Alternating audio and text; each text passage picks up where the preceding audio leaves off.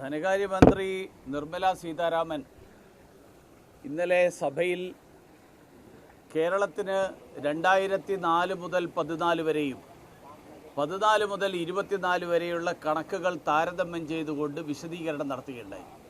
അവരുടെ ധനകാര്യ ബില്ലിൻ്റെ ചർച്ചയുടെ മറുപടി പ്രസംഗത്തിൽ വളരെ വ്യക്തമായിട്ട് ധനകാര്യമന്ത്രി പറഞ്ഞു, 2004 മുതൽ 14 വരെ കോൺഗ്രസ് ഭരിച്ചിരുന്ന UPA ഭരിച്ചിരുന്ന കാലഘട്ടം, ഇടതുപക്ഷത്തിൻ്റെ കൂടി പിന്തുണയോടുകൂടി ഭരിച്ചിരുന്ന കാലഘട്ടം, ആ കാലഘട്ടത്തിൽ കിട്ടിയതിൻ്റെ എത്രയോ ഇരട്ടി തുക 2014 മുതൽ 24 വരെയുള്ള കാലഘട്ടത്തിൽ കേരളത്തിന് കേന്ദ്ര സർക്കാർ നൽകിയിട്ടുണ്ട്. ശ്രീമാൻ എളമരം കരീമും ശ്രീ ജോൺ ബ്രിട്ടാസും അടക്കമുള്ള ആൾക്കാർ ഈ മറുപടി പറയുമ്പോൾ രാജ്യസഭയിലുണ്ടായിരുന്നു. അവരൊരക്ഷരം മിണ്ടിയില്ല. അവരാകെ പറഞ്ഞത് ഗുജറാത്തിൻ്റെ കണക്കാണ് അവർ ചോദിച്ചത്. എഴുന്നേറ്റ് ചോദിച്ചത് ഗുജറാത്തിൻ്റെ കണക്കാണ്.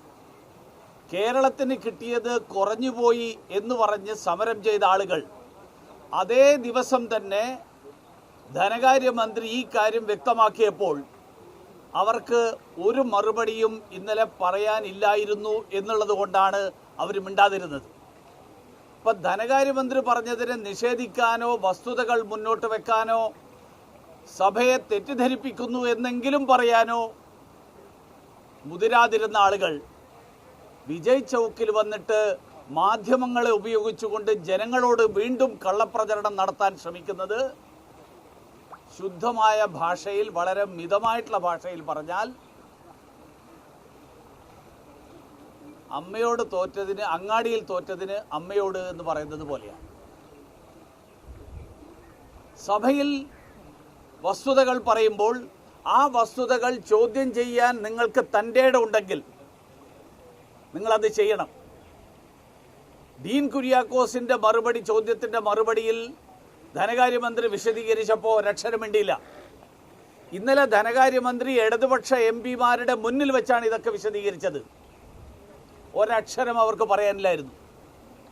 ഞാൻ വെല്ലുവിളിക്കുകയാണ്, ഇടതുപക്ഷത്തിൻ്റെ MP-മാർക്ക് ഈ കാര്യത്തിൽ വസ്തുതകൾ ഇന്നലെ ധനകാര്യമന്ത്രി പറഞ്ഞതിൽ നിന്ന് വ്യത്യസ്തമാണ് എന്നുണ്ടെങ്കിൽ അവകാശ ലംഘനത്തിന് നോട്ടീസ് കൊടുക്കാം, അല്ലെങ്കിൽ അവരുടെ കയ്യിലുള്ള വിവരങ്ങൾ സഭയുടെ മേശപ്പുറത്ത് അവർക്ക് സ്വയം വെക്കാം.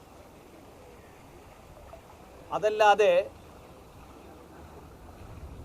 ജന്തർ മന്ദറിലും വിജയ് ചൗക്കിലുമൊക്കെ മാധ്യമങ്ങളുടെ മുന്നിൽ ഈ കള്ളപ്രചരണം നടത്തുന്ന പതിവ് പരിപാടി, ആ പതിവ് പരിപാടി കേരളത്തിലെ ജനങ്ങളുടെ മുന്നിൽ വിലപ്പോവില്ല.